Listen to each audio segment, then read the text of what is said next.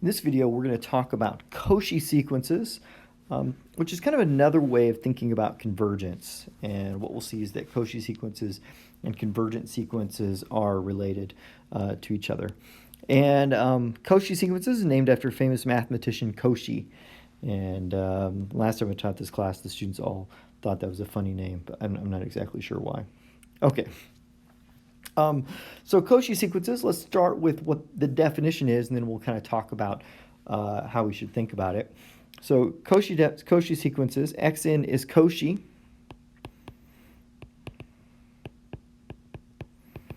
Is Cauchy if, and here's our definition, for all epsilon greater than 0, there exists a capital N such that if n and m are greater than capital N, then the absolute value of xn minus xm is less than epsilon. So what is this trying to say to us? Well, let me give two pictures as a comparison. So here's my first picture of a sequence that converges to L.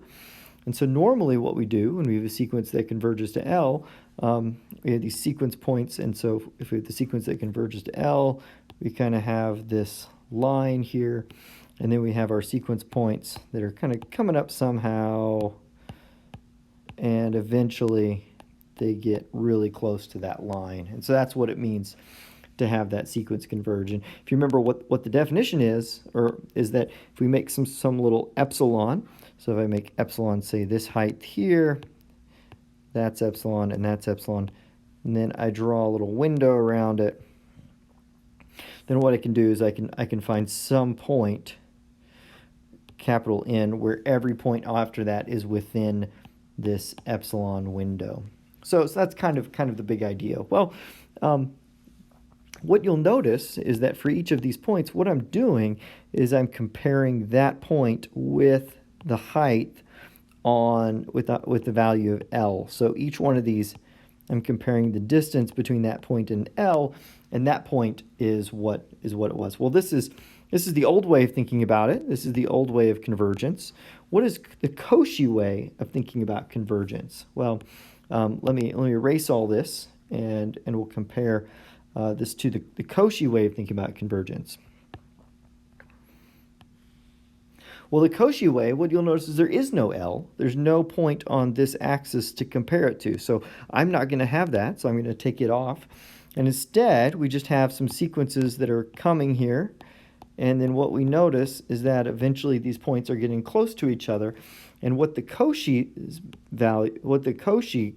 concept is that we can pick some point, capital N, and then after that point, the points are close to each other.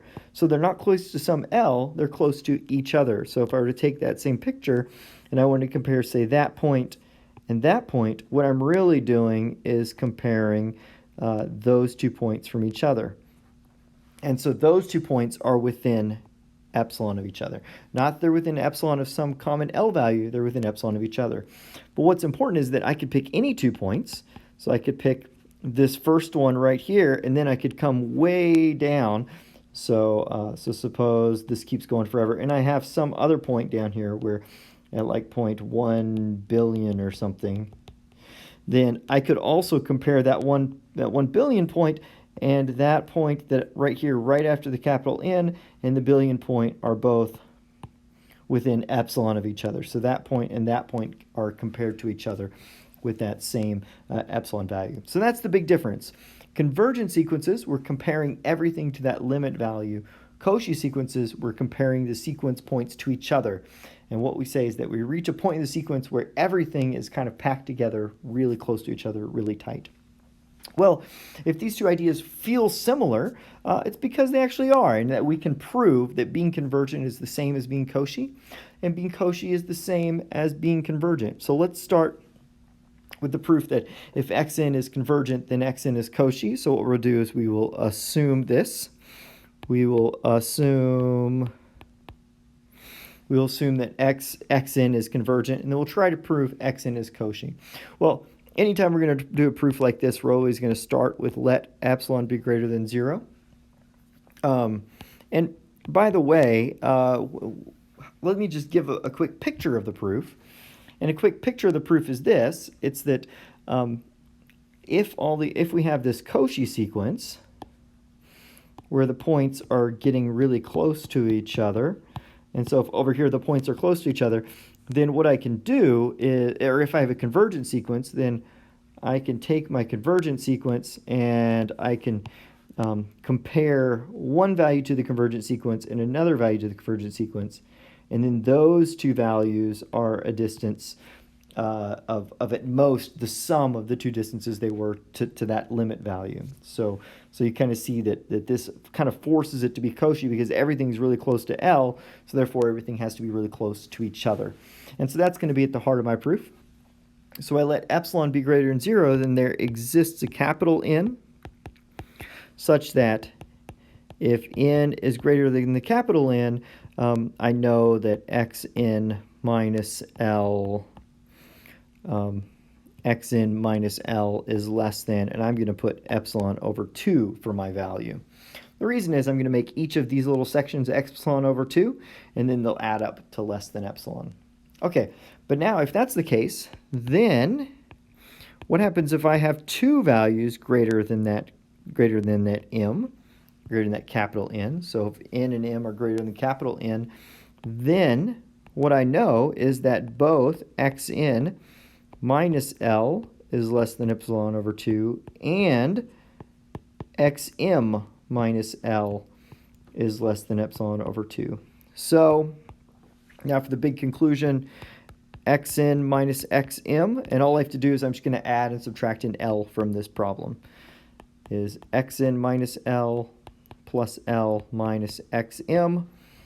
But this is less than or equal to, given the triangle inequality, xn minus L plus xm minus L. Notice that I changed the order of these two, but that's just because xm minus L and L minus xm are the exact same. All we did was change the order, but since it's absolute value, changing the order just changes the sign from positive to negative, and since it's absolute value, they're the same result either way.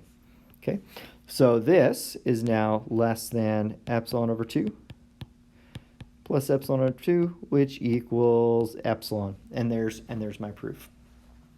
Okay, what's nice though is that not only are convergent series Cauchy, but Cauchy series are convergent, and so it turns out that this proof goes both directions. Now, this proof is much harder, so it's going to require a little extra work, but I'm going to try to do my best to prove it for you.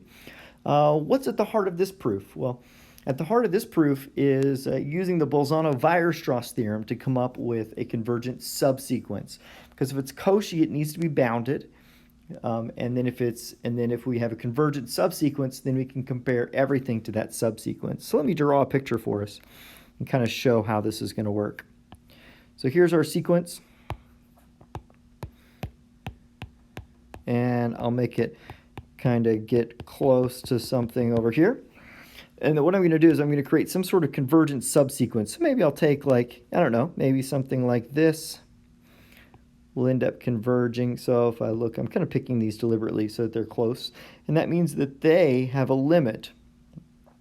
So if they have a limit that looks like this, maybe those values are getting progressively close to that limit. Then what I can do is I can take some L value, so I can block this off at some point.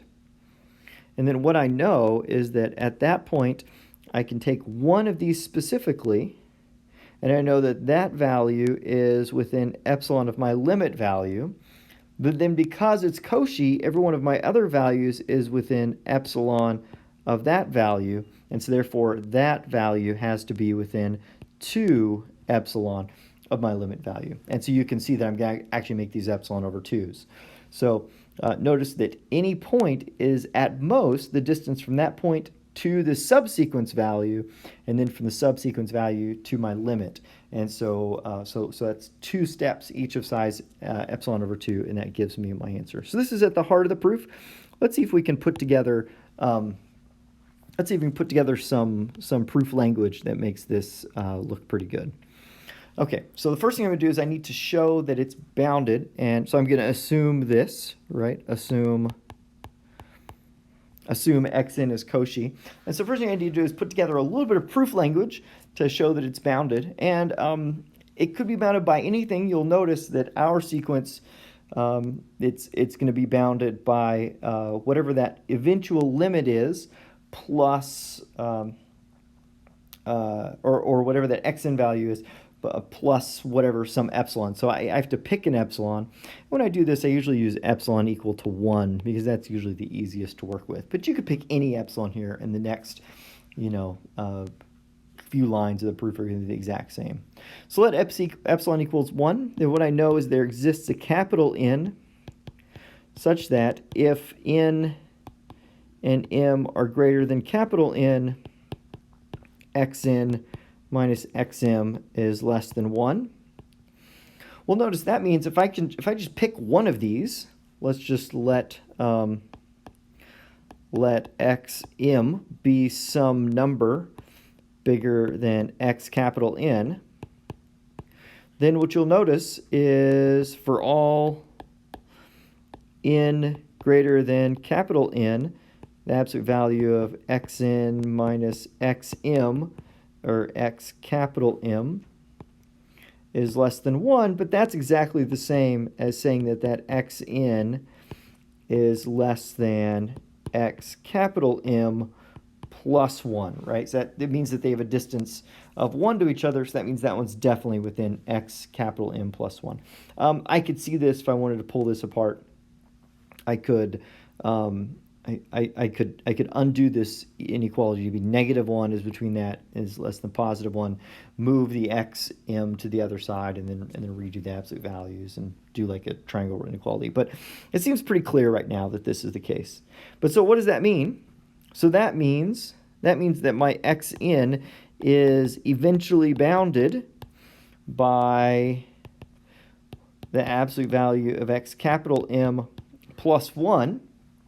And so since it's eventually bounded, this gives us this xn is eventually bounded by x capital M plus 1. And we saw a long time ago that eventually bounded implies that it is bounded.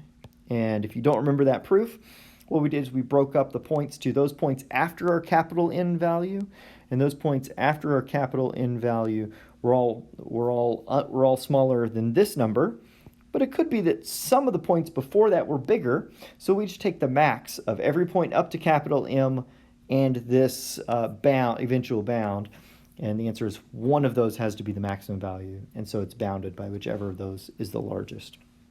Okay, so we know it's bounded, but because it's bounded, that means that xn has a convergent subsequence. And this is by Bolzano-Weierstrass. Tells us that it has to have some convergent subsequence. Okay, I'm going to clear this out so I can get some more space to write, but because it has a convergent subsequence, I'm going to let that subsequence have a name, and I'll just call it xnk is the convergent subsequence.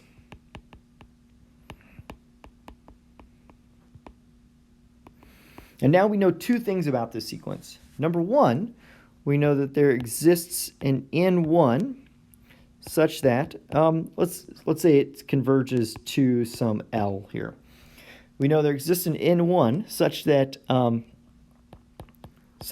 if, say, N, let's not use K, I guess I'll use a capital. I guess capital K is not a very good letter because it looks like a lowercase k, but I'll just say capital every time so you can see it. Okay, so there exists an N capital N such that if N capital K is greater than N1, then X sub N sub capital K minus L is less than epsilon over 2. And this is by the subsequence converging theorem. But I also know that there exists an N2 such that if N and M are greater than N2, then Xn minus Xm is less than epsilon over 2. And this is our Cauchy definition. So the fact that it's Cauchy gives us the second line, and the fact that we know there's a convergent subsequence gives us the first line. Okay, so we're getting close. Now what we have to do is let capital N equal whichever of these are bigger, the max of N1 and N2. Okay, so now that I've done this, I made a big deal. These shouldn't be, let's make these lowercase k's here. I'll make this in lowercase k, because this is true for every subsequence, so it doesn't matter if it's capital or not. So now what I'm going to do is I'm just going to pick some value of my subsequence that's bigger than all of these values, and notice two things about it. So let x in, and do it, let's not use k anymore. Let's do x in, how about j? It comes right before k. I'll do x in j is in the subsequence. And I'm going to make sure that x in j is bigger than this capital N value.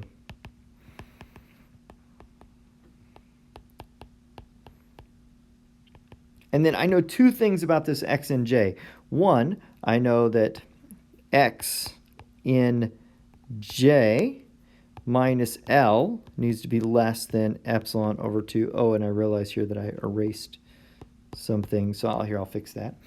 And I know that if N is bigger than my capital N, that x in minus x in capital J should also be less than epsilon over 2. So this first statement is from my subsequence part. The second statement is from my Cauchy part. All right, I'm getting really close now. Now all I have to do is be clever with these statements that I have here at the bottom, and I can finish my proof. So if N is bigger than capital N, I get the following. Xn minus L is the same as Xn minus that subsequence point, but then I can add that subsequence point back in and minus L from it. I'm kind of struggling with my writing here. Let's try that again. And then I can do the L back in. So notice this is the same trick we've used already twice today. We use it quite a bit, adding and subtracting things in. And in this case, we're adding them in so that we can do the triangle inequality. And the triangle inequality makes this xn minus xnj, and then xnj minus L. But this now, in turn, is epsilon over 2 plus epsilon over 2, which equals epsilon. So I can see now that my sequence has made it where any n that's bigger than n, my sequence value minus L is less than epsilon. So I've proven that my sequence is convergent. Okay, if your head's swimming a little bit right now, that's perfectly fine. There's a lot going on here. What I hope, though, is that even if all the details are struggling, now I hope you can work through the details and eventually figure them out, but I hope that even if the details are struggling, you understand a couple things about the proof. The first thing, what's the big idea of the proof? So let me just say one more time, what's the big idea of the proof? The big idea is that I really have two things. I have a L value, and then I have a sequence value, subsequence value, which is really close to that L value. And that's my x in capital J value. And then I have my sequence value, which is over here, which is the x in value. And what I'm really trying to do is I'm trying to add together this distance to this distance. And I'm really trying to add those two distances together. The triangle inequality lets me do that. This first distance, I know it has to be small. I know it has to be less than epsilon over 2 by the Cauchy part of my definition. And the second distance, I know it has to be less than epsilon over 2 by the subsequence part of my definition. And what you'll see is that really this Bolzano-Weierstrass theorem, which seemed really far out at the time, is actually really useful here, because once I knew I had one convergent subsequence, I could compare everything else to that subsequence and come up with convergence just the way I wanted it to. Um, what is the nice thing about using, why would we, if Cauchy and convergent mean the same thing, why would we ever want to use Cauchy instead of convergent? Well, we'll see sometimes in the future this ends up being a really nice definition because Cauchy doesn't require you to know what this L value is here. To show something convergent, you have to know this L value, and so you had to have done some sort of previous work or scratch work to have figured it out. Well, if it's Cauchy, we don't have to know what it is before we start the problem. We can just show that it's Cauchy, and then we know the L value must exist. So if you're not sure what the L is or doesn't have a real good way of expressing it, showing that a sequence is Cauchy can sometimes be easier. And what you find happens sometimes is you prove that it's Cauchy, and then once you've proven it's Cauchy, then you go find the L value afterwards. Okay, is the square root of n Cauchy? It's a good question. I'm glad you asked. Let's just draw a graph of the square root of n, and I want you to notice why I might ask this question. Let's go 1, 2, 3, 4, 5, 6, 7, 8, 9, 10, 11, 12, 13, 14, 15, 16. And I'm going to try to do the best that I can. So it starts here. That one ends up here. That one ends up here. And that one ends up here. And so these end up kind of making, what looks a little bit like a parabola type shape. I'm not doing a great job drawing these, but you'll have to just play along with me. And then so it's kind of this sideways parabola shape. Well, it looks like it's not Cauchy. If you say it's not, then I go, yeah, you're absolutely right. It's not. But why might someone think it's Cauchy? Well, notice that these 2 points here are actually very close to each other, aren't they? So if I take 16 and then 17, if I take the square root of 17 minus the square root of 16, that is quite small. And then if I go down even further and take like the square root of a billion minus the square root of a billion plus 1, or actually I would do that the other way around. If I do a billion minus 1, then that difference is going to be just minuscule, like almost nothing. So what you'll notice is that if I pick 2 points next to each other, those 2 points can be made smaller than any value. Why is this?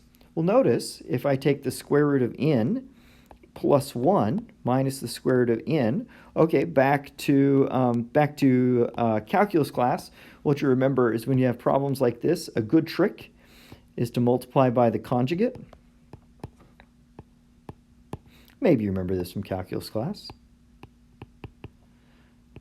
It's useful in lots of other classes as well. But you multiply by the conjugate, and what you see here is that on the top, we have a difference of squares, so we get an n plus 1. Our middle term and our outside term cancel each other out, and we get minus n divided by the square root of n plus 1 plus the square root of n. And so this is 1 over the square root of n plus 1 plus the square root of n, and that approaches 0. And so what you see about Cauchy, or what you see about this sequence, is that the individual points of the sequence can be made as small as you want. So if I pick any 2 consecutive points, those 2 consecutive points can be as small as I ever want them to point. So is it Cauchy? Well, the answer is no, and I think you already knew the answer. But why is the answer Cauchy? Well, the answer is if I go way over here and pick like the point 100, well, where's 100? 100 is way up here at the value of 10. So I can make any points next to each other really small. So 16 and 17 are really close to each other, but 16 and 10 are not very close to each other. These actually have a distance of 6. And 16 and billion have a really big difference from each other, like in the order of the thousands. But okay, so this is kind of the point. When we do Cauchy, we're not comparing 2 points next to each other. We're comparing a point with every point to the right of it. So you have to think of all the points bigger than that one, not just the 1 point immediately bigger than that one. Okay, I hope that makes a little bit of sense. The last idea for today is called a lim sup, or a limit superior, limit supremum. And I'm just going to mention this, and we will make, I'll give you some problems over it. but I'm not going to spend a lot of time on this video going through it. But let me just introduce what is the idea. The idea, we write lim sup, and often we'll write n approaches infinity. It seems a little redundant for this problem, but that's okay. The lim sup of a sequence xn is, and I'm going to write it with this limit notation, even though we haven't been using it for this problem. This is the best way of expressing it. Equals the limit as n goes to infinity of the sup of x k such that k is greater than or equal to n. Okay, so this is the lim sup is the limit of the sup of all of the sets. So what is this set and how should I think about it? Well, let's just do an example. Let's do the example of 1 over n. You all are really familiar with that one. 1 over n are these, maybe I should come back. It goes 1, a half, a third, a fourth. So it kind of comes down here and gets really small. And so the lim sup, if I take this set right here and say, for example, n, and if I make that n equal to 5, then what I'm doing is I'm taking my fifth value and I'm taking every value to the right here and I'm finding the sup of all these values. And what you see is because the sequence is always decreasing, the sup of these values is necessarily that very first one. So that's the sup of it. So, but the lim sup means what I'm doing is I'm letting this 5 value continue on the road to get bigger and bigger and saying, what is the sup if I make it 6? Well, then it's 1/6. What's the sup if I make it 7? Then it's 1/7. And then you ask, well, what's the limit of those sups if I take those sups all the way along? And so what you'll notice is that, eventually, right, if I come here to 5, 6, 7, 8, 9, so if I go to 9, then I'm going to have a new sup, right? And that new sup is going to be that value, and that's if I think of all these values this direction. So I'm just kind of consistently moving the starting point along, asking what's this limit? Well, in this case, it's not that hard to imagine what's going on, and that's because this sup of this sequence is always 1 over n. And so that means this lim sup ends up being 0 because you can go far enough down the line where every point is less than any epsilon. So that sup has to be 0 for this. So the lim sup has to be 0 for the sequence. So there's some interesting questions here. One question is, does the lim sup have to exist? This is a limit. Does it have to converge? The answer is yes, but it's not so obvious why it should be yes, right? Another question is, well, what happens if you get a convergent sequence? Well, the answer is that if you get a convergent sequence, the lim sup and the lim inf, which is the alternate view from the bottom, end up converging to the exact same number. And so that's what it means to have a convergent sequence. Versus a non-convergent sequence, what would that mean? Well, it might mean that the lim sup and lim inf are giving you different values or something like that. So this is a really interesting thing. I'll give you some homework problems on it, but I'm not going to make too big of a deal on it on this video, and we'll kind of move on to the next section. All right, so join me in the next video. We'll start talking about limits of functions like we did earlier, where we have our epsilon delta definitions, and we'll kind of say, where does that go in the textbook, and where does that go when we want to make that a little bit more sophisticated. All right, so thank you very much, and I'll